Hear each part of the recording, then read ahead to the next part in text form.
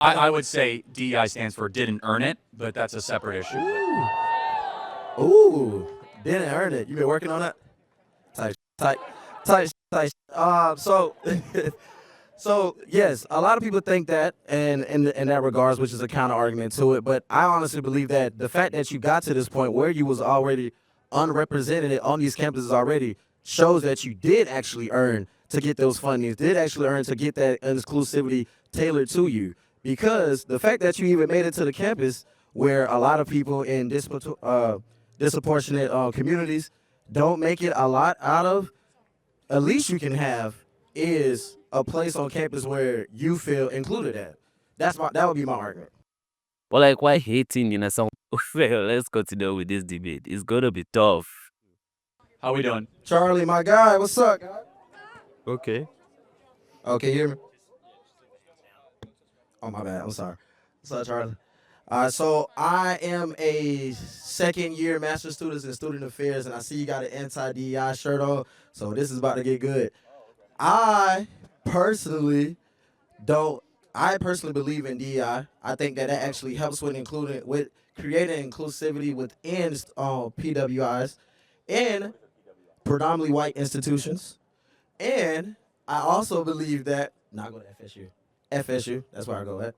But I also believe that this is the reason why I wanted to get into student affairs, because I believe that with the DEI being present within our campuses, we actually are able to build inclusivity for students who are first gen, for minoritized students, for veteran students who are coming onto these campuses and actually being able to feel like they have somewhere for them on campus.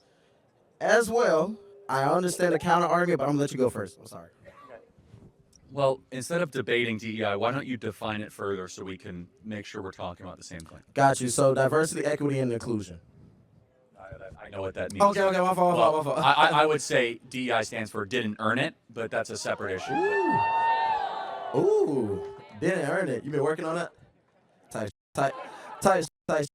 So, so yes, a lot of people think that, and in that regards, which is a counter argument to it. But I honestly believe that the fact that you got to this point where you was already unrepresented on these campuses already shows that you did actually earn to get those fundings, did actually earn to get that exclusivity tailored to you.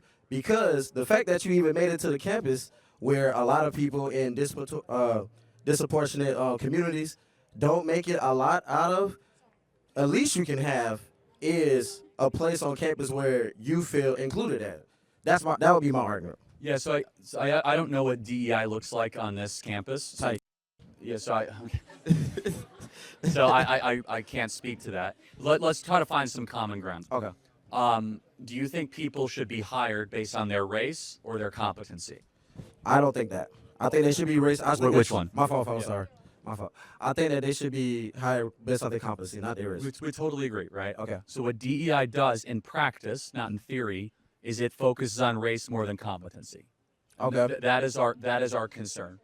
Okay. And so what I want, and you seem, very passionate about a lot of things, and you obviously have skills. For your life, I want you always to be judged on the content of your character, not the color of your skin, which is actually, as you know, Martin Luther King gave this big speech. And yeah, I know, but he is an ideal. I agree with this sentence for sure. Where DEI says, no, we're actually going to care more about skin color than competency. Mm-hmm. And so what we want is an America based on merit, America based on how hard you work, an America based on what you bring to the table, not just what you look like. I got you, and I understand that is very well, and I think that that's a profound position to have with it.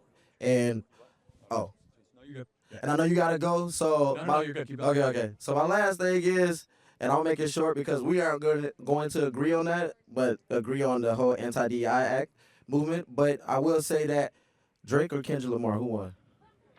I like Kendrick Lamar. I'm not a rapper guy, but I would say at least the only thing I know about this is the anti-pedophile thing, which I support completely. Okay. So the fact he goes after Drake for being No, you can't say that. Sexy songs for you, baby. You know what I'm saying? Go Drake. I don't know a single song between either of them. All I know is that if you even engage in pedophile stuff, you're no go. Sure. But can we both agree though Yes. that the less we talk about race as a country, probably better. That if we look at people as human beings first and not race. I agree with that. Okay, we can agree. Thank you, man. God bless you. Thank you. Wow, that's very interesting one. At least he was very respectful, you understand, in his submission, and then he make his point, you understand, very clear. And the one thing, you understand, for sure is I don't think that people should be employed, for instance, in a workplace, just like how Charlie used that very instance because of their color of their skin. I think that people should be employed based on their competence. The content of whatever, you understand, they are having is more important that people should be employed because of their race. Because if you want to maintain quality, then I think that you should not be thinking about, you understand, race. Of course, we are all human beings. Maybe probably the DEI, they might be feels that, oh, okay, let's try to include, you understand, these people. But at the end of the day, would it be better, you understand, for the country or whatever you're trying to do? Why shouldn't you, in a sense, employ, in a sense, someone that you know that is much more competent, but then you're going to neglect the person and bring another just because of their color of their skin or where they come from, because you want them to feel included? It doesn't make sense. So you see that people, you understand, may be misinterpreting, in a sense, DEI or what, in a sense, it stands for. And that's why it's actually ask him to kind of understand the angle of where he is coming from, so that at least you can be able to like know how he understood it. So me, I have always done that word. It should be based on the person, in a sense, competence and not color of their skin. Because by so doing, it will not make the country, in a sense, look like a third world, that people, in a sense, are being employed because they believe or they belongs to a particular, in a sense, ethnicity. It doesn't make sense. It should be based on what competence. The person you are employed, is the person competent? Same thing is also applicable in our institution or even in our schools. People should not, you understand, be given admission because of their race. You understand? It should be, are they competent for whatever they must have set, you understand, for that very institution? Do they meet the criteria needed for them, you understand, to be there? If yes, then so be it. If no, then they don't have to be there. That's my just my stand. But nevertheless, let me also hear your stand, in a sense, concerning DEI at the comment section. I may God bless you as you do so. So have a wonderful day and goodbye.